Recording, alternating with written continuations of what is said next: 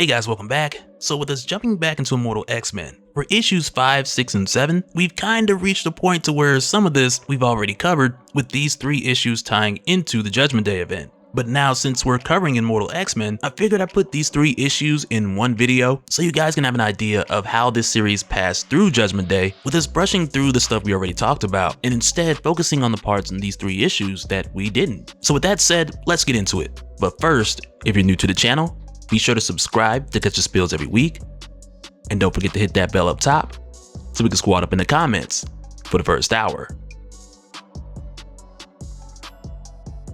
Alright, so in our last talk, with us seeing the Quiet Council being made aware of the true identity of Dr. Stasis, who turned out to be another Sinister with a club-shaped symbol on his head instead of a diamond, who also claimed that he is the original Nathaniel Essex. So of course with seeing this, Diamond Sinister panicked and he made off with the intention of backing up his memories, killing one of his test tube Moras, and resetting the timeline. But like we'd seen, Destiny was able to intercept him just before he did, so that with a few words, she can drop just enough doubt in his mind to persuade Sinister not to kill Mora and keep this timeline intact, if for no other reason than to stick around and figure out the mystery behind this other Nathaniel Essex. But from here, to be on the safe side, Sinister did a personality purge, with him not being certain if Destiny or anyone else was aware of what he'd been working on. So taking this route, his intention is to keep any psychics, or really anyone for that matter, from picking up his telepathic scent, so to speak. And right after this, just like we'd seen, he made his way back to the Quiet Council, turning himself in, only for him then to get bailed out by conveniently being abducted. And I say conveniently mainly because Sinister was very much in a pinch, but at this time with him being abducted by Ajax and Makari heading into the Judgment Day event, this took the immediate focus off of Sinister and onto the event that seemed like it was potentially going to be the end of the world. And these events for the most part take us from Immortal XMen issue 4 to Axe Eve of Judgment, all the way through the Judgment Day issue 1, where not only did we see Druig unleash the Hex, but also was here with Ajax and Makari, revealed to Tony Stark that they had taken Sinister with the intentions of getting his help to build a new god. And in Judgment Day issue 1,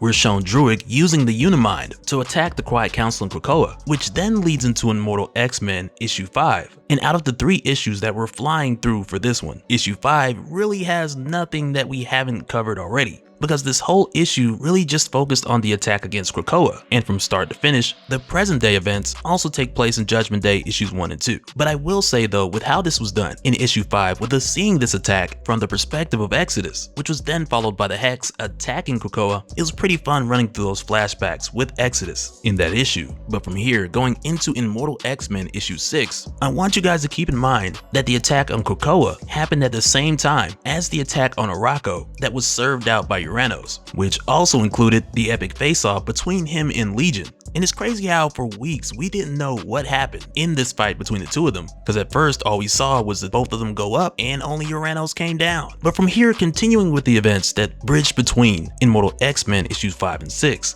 it was around this time when the Avengers stepped in, making their way to Krakoa to help the mutants fight off the Hex, while over at Avengers Mountain, Sinister agrees to get started on helping Ajax, Makari, and Tony in the hopes of building a new god and praying for change by bringing back the progenitor, but instead they were blessed with a death sentence and 24 hours to get their life right, which then led to a ton of people getting judged and some seeing it way quicker than others. But from here, this takes us into Immortal XMen issue 6, where at this point, with the world having 24 hours before it is judged in its entirety, Tony, Ajax, Phastos, and Makari began to brainstorm on a plan on how to stop the progenitor before time ran out. And it was here with Tony showing them the internal node that would break apart the progenitor, where we saw Sinister take this information and share it with Destiny. And back at the time when we were covering Judgment Day, we knew that Sinister did this, but it was during Immortal XMen where we got a better look at why Sinister did this. Because at the time, Sinister reached out to Destiny, who immediately told him that they could use his help back in Krakoa, with the island currently being attacked by the Eternals. Because again, Sinister really needs to prove his allegiance, with this whole Dr. Stasis conspiracy going on. But it's here where Sinister lets Destiny know that that is precisely what he's doing, because it's recently come to his attention that the progenitor has an off switch, but the people who know are either too scared to use it or they're just too dumb, and they're waiting out this judgment hoping that the world will pass after even Captain America failed.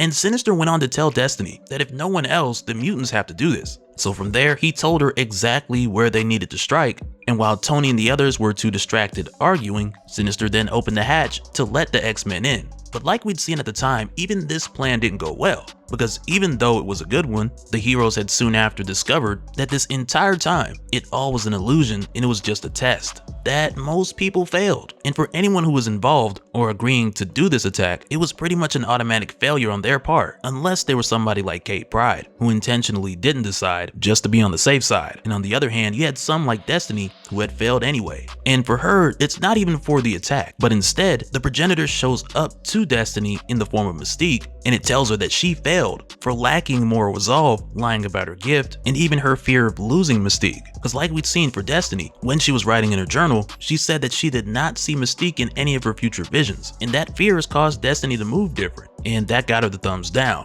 And for Destiny, what the progenitor goes on to tell her here, it hits her hard because she knows it to be true. Because the progenitor lets her know that it hopes that her peers have greater moral fortitude than her, because if they don't, this island, Krakoa, and this world will burn. And again, it's tough for Destiny hearing this because she knows the most likely ending. But we'll get back to that in a little bit, because like we'd seen, the judgment didn't stop there. Emma Frost also got the thumbs down, as well as Sebastian Shaw, because in his case, in Immortal X-Men issue 6, the progenitor shows up to him in the form of Emma Frost, and it throws him off because from what others described from their experiences of being judged, the progenitor would appear to them in the form of somebody they either feared or respected. And for Shaw, initially he believed that the progenitor would visit him in the form of his father, who Sebastian remembered as a very busy man who wouldn't give him much of any time or attention. And I like how in Immortal X-Men we're given this flashback where Shaw remembers his father telling him to more or less get out of his face until Sebastian has $1 million to his name to offer him, which was really messed up. But just after this, we then jump to years later, after his father had passed, where Sebastian had taken the first $1 million that he had earned. He pours it on his dad's grave and he burns it. But he makes it clear that he's not doing this like the medieval church, who used to let people pay off the sins of the dead in hopes of their loved ones' souls being spared in the afterlife. No, but instead Shaw's like, yo, whoever down there making that hellfire hot, here goes 1 million for somebody to turn them flames all the way up. And I can't help but to think that somebody heard that prayer, and poor old Jacob Shaw's been toasting ever since. But with seeing this for Shaw, not only is it a reminder of why Shaw is the businessman that he is today, but also how there could still be a bit of fear in him, not so much of his father, but of himself repeating the sins of his father to his own son. But nonetheless, for Shaw, he thought the progenitor was going to appear to him in the form of his father, Jacob Shaw, but also with him being judged. He didn't get so much of an explanation. The progenitor just popped up, gave him the thumbs down, and dipped out. And the progenitor was like, I gotta go. Got a lot of people to judge, gotta make this quick. But with Shaw getting the thumbs down, the judgment was not surprising. Even with it coming off the heels of him saving Exodus, who was failing his quote-unquote test miserably, with Exodus being shown Eobard Garrickton, his close friend in the 12th century, the Black Knight, who is now offering Exodus to take his place in hell. And on one hand with seeing this, it's really dramatic. But then on the other hand, when you have it narrated by Sebastian Shaw, who's more or less like, look at this idiot, who, make no mistake, is burning in this hellfire. But Sebastian's like, we can't lose our big gun over some BS like this. So he walks straight into the hellfire and he saves him. And again, it isn't like this one moment of Sebastian coming to the rescue in his birthday suit that's going to magically redeem him all of a sudden. But instead, with how this is done, we're not only shown the complexity of his character, but also with the example of him saving Exodus, which was him doing a good deed with a selfish motive. And it's pretty much the opposite of Destiny, who, like we've seen, she has the good motives, but the progenitor told her that in spite of that, her actions were seen as immoral. But then after this, also in Immortal X-Men issue 6, we're shown the return of Eros, who's making his rounds and talking to leaders all around the world, which we got a glimpse of during our talks on Judgment Day. But it's here where we find Eros telling Shaw that the mutants have to work out something with the humans because of the whole uproar about immortality, and it's here where Shaw thinks of how the progenitor appeared to him as Emma, and to himself he thinks about what he'd said, because he didn't understand how he could get a thumbs down from Emma Frost, because for the longest time he saw the two of them as the same. And even with her whole speech about doing it for the children, at the time Shaw was like, no, Emma does it for the same reasons that I do. She does it for the money, she does it because she thinks she's better than people, and she does it for the drip. Which goes back to the money so you can buy the drip, but you know what I'm saying. But for Sebastian Shaw, it's the thought of Emma giving him the thumbs down that influences him to do the right thing for the wrong reason again, which, like we'd seen, is the opposite of what the progenitor judged Destiny for, because he tells Eros that he agrees to help find a way for the mutants to make amends with the humans, but whatever that solution is, it needs to benefit Krakoa. And now this is Sebastian Shaw doing the I do it for the children dance.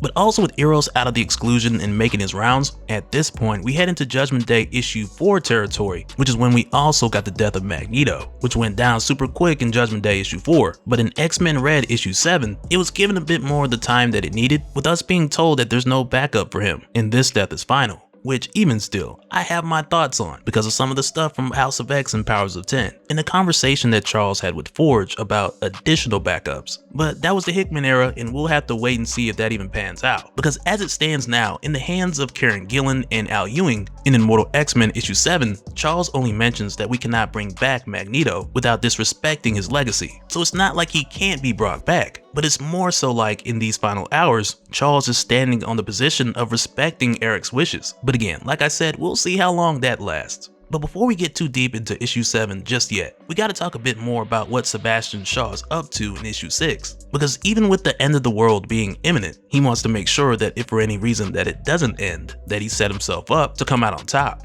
And we see this when we go back to Shaw, who at this point goes from thinking about Emma Frost, the White Queen, over to his previous Black Queen, Selene, who at the beginning of this series, we saw Selene lose the hope for the seat that was left open by Magneto, to where just after, she animated the Araco Gate. And for Shaw, for some time, he believed that that was a bit much for Selene, and he eventually figured out that Selene had been working with someone. And for Shaw, because he's a businessman first, he needed to summon this someone and strike a deal of his own. And mind you, through the course of this, the conclusion of Judgment Day is still imminent, and Sebastian Shaw is meeting the stranger with the idea that if he does live to see the next day, then he is going to be seeing many other days after that, because with immortality, forever is a long time. And to go with that forever, he wants to make a deal that is going to make $1 billion look like pocket change. And towards the end of issue 6 is here where we're shown that this mysterious person who he's talking to is Mother Righteous. And in her case, in the near future, we'll be talking about how deep her ties really run. But for now, all that I'll say is that she's a magic user who's been around since the late 1800s. She's made a number of deals with people to where, aside from Selene and Sebastian Shaw, she attempted to make a deal with Legion in the pages of Legion of X, and that didn't work out. But she succeeded in making a deal with Sean Cassidy, Banshee, to where in his case, by acceptance, he was bound with the spirit of variance.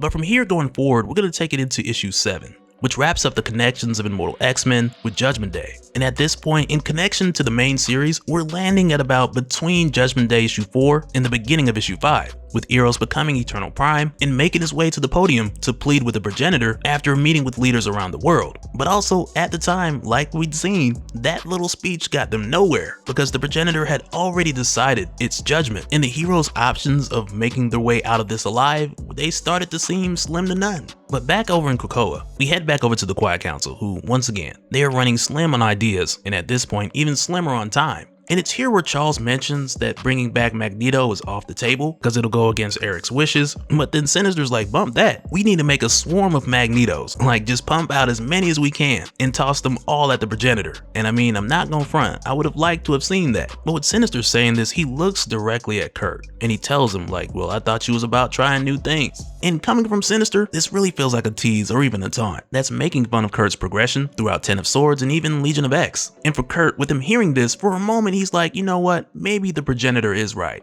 and we don't deserve to live. But for Nightcrawler, even with the thought crossing his mind, he's not giving up. And with him noticing that Destiny has been super quiet this whole time, it's here where he bamps, snatches her up, and he takes her thousands of feet above the island, to where then the two of them free fall, and he lets her know that it's time for her to take a leap of faith. But right away, Destiny knows that Kurt is not gonna kill her. And really, it doesn't take any precognition to figure that out. But what makes this funny is that for a moment, Kurt's kinda like, well, I know it's obvious that I'm not gonna kill you, but you possess the gift of seeing possible futures. So tell me, what are the chances that I actually do? And I mean, I'm paraphrasing, but he says it with a smirk on his face. And you can tell for Destiny that the chances of that were pretty high. But even still, with how this is done, it's not so much like a scare tactic, but instead it was more so Kurt getting Irene's attention and using the free falling as a bit of a parable or an example to show Irene that the same way that she was falling to her death and he used his gift to save her, she can do the same for the world, who's figuratively falling to their death unless Irene steps in here and now. and uses her gift to save everyone. And in response, she tells him that the path is narrow and uncertain and she does not wish to walk it. And Kurt lets her know, to be honest, none of us do, but he'll take every step that's needed with her, hand in hand. And it's from here where she lays out the plan for him, which arguably saves the world. Because first, she lets him know where he can find Captain America, to where from there, Kurt goes to Cap, he tells him the plan, Cap agrees, and like we'd seen before, Kurt bamps Captain America all the way to the North Pole. But along the way, Kurt takes a sample of Cap's DNA and he hands it to Magic, so that if the probable future happens where this goes wrong, after Cap gives his speech, then he can be resurrected. And like we'd seen, Captain America definitely needed that resurrection. But nonetheless, with the world hearing his speech, he became a martyr and the world united because of his sacrifice. But also with the death of Captain America, this plan shifted from plan A to plan B, which was the possible future that Destiny feared the most, because this involved a number of people staying in Krakoa and dying so that the progenitor wouldn't know what they were up to. And amongst those people, this included Destiny and Mystique dying in each other's arms, which again is what the progenitor told Destiny would happen. And Destiny knew that the two of them needed to die in order to cover up what everyone else was doing in the background.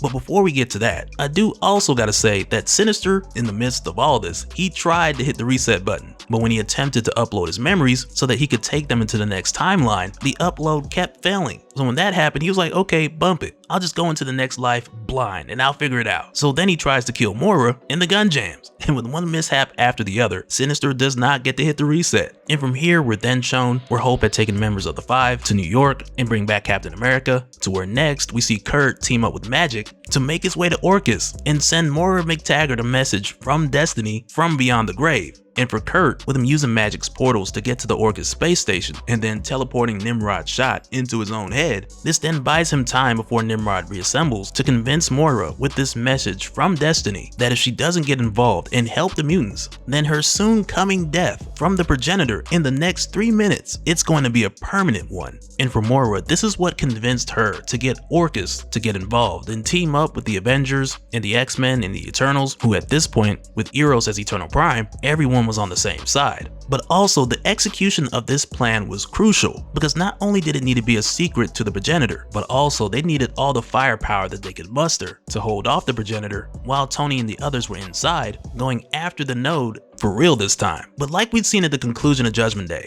that plan had instead turned into Ajax and Tony convincing the progenitor to bring everyone back and restore the entire world and everyone who was killed except for Cersei. But at the conclusion, this had pretty much brought everything back to normal for everyone except for the Eternals. But I wanted to go back and just kind of fly through this with us covering Immortal X-Men, because I really felt like issues 5, 6, and 7 just needed one video. But after this, we're going back to the regular scheduled program.